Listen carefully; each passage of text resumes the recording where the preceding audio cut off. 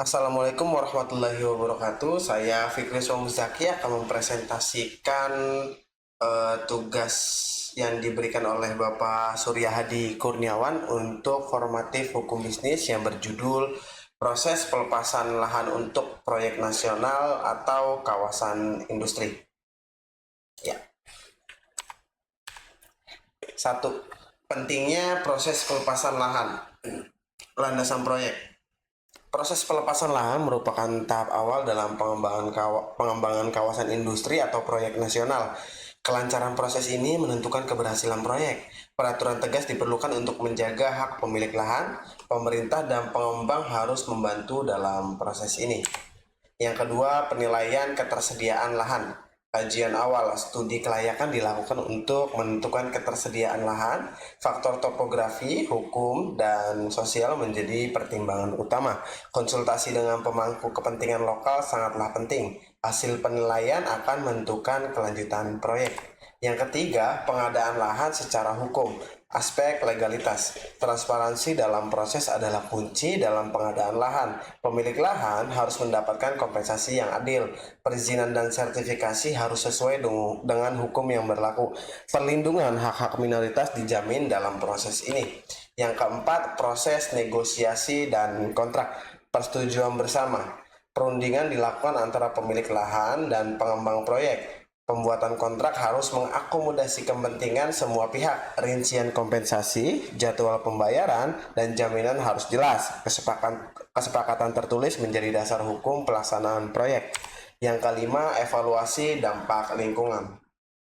Aspek lingkungan, studi dampak lingkungan wajib dilakukan untuk mendeteksi potensi resiko lingkungan. Upaya pemulihan dan mitigasi harus diatur dalam perencanaan proyek. Komitmen menjaga lingkungan harus terintegrasi dalam semua kegiatan proyek. Sosialisasi hasil evaluasi kepada masyarakat juga penting. Yang keenam, proses pengalihan dan pembebasan lahan. Tahapan kunci pembebasan lahan dilakukan sesuai kesepakatan yang telah dibuat. Pengalihan hak dan pembebasan lahan harus mengikuti prosedur hukum yang berlaku. Penyertaan notaris dalam proses ini diperlukan sebagai jaminan hukum. Verifikasi ulang setelah pembebasan lahan untuk mencegah pelestarian di masa depan.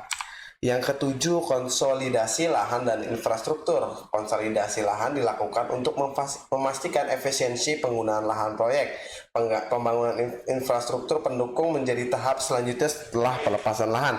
Pengaturan tata ruang harus mempertimbangkan keberadaan kawasan. Persiapan ini menjadi dasar yang kokoh untuk pelaksanaan proyek. Yang kedelapan, proyeksi perencanaan dan pembangunan. Mengimplementasikan visi, rencana detail pembangunan proyek menjadi fokus pada tahap ini. Implementasi rencana tata kota dan arsitektur menjadi perhatian utama. Pemilihan teknologi dan sumber daya manusia harus mengikuti rencana rinci.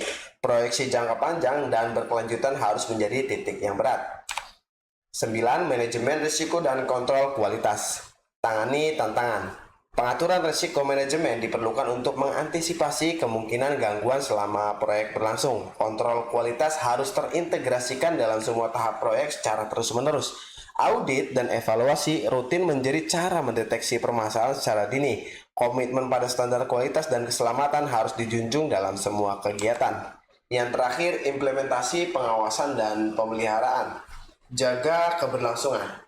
Pengawasan dilakukan untuk memastikan proyek sesuai dengan rencana dan regulasi. Pemeliharaan infrastruktur menjadi tanggung jawab jangka panjang untuk menjaga keberlangsungan. Sertifikasi dan audit berkala diperlukan untuk memenuhi standar kemiskinan dan keamanan. Keterlibatan masyarakat dan pihak terkait penting dalam menjaga operasional proyek.